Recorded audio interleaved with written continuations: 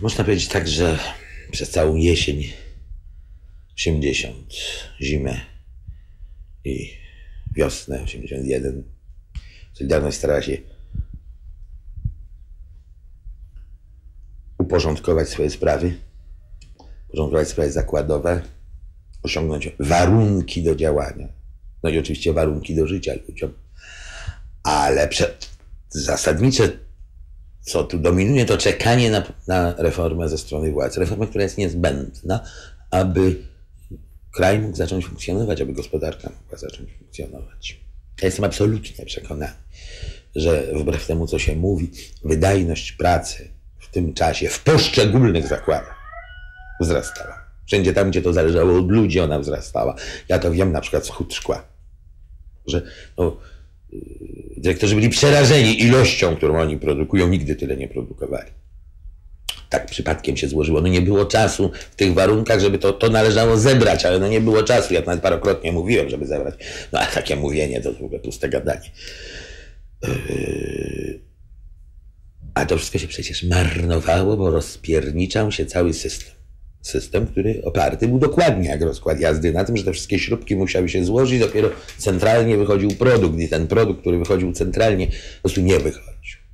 I walił się rynek i było coraz gorzej żyć, coraz więcej kolejek. Wprowadziliśmy kartki na kartki, zaczynało brakować.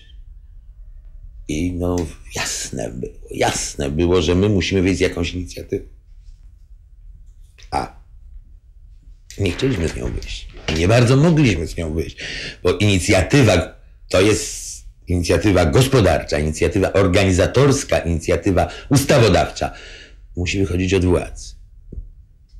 Tak, ruch w tą stronę byłby ruchem w stronę przejęcia władzy, czegośmy nie chcieli. Była to taka rewolucja, która znosiła stary porządek i nie ustanawiała nowego, bo Solidarność nie stawała się władzą.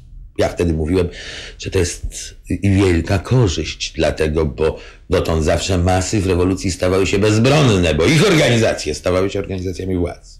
I masy zostawały bezbronne wobec władzy rewolucyjnej, znacznie słabsze niż były wobec władzy przedrewolucyjnej.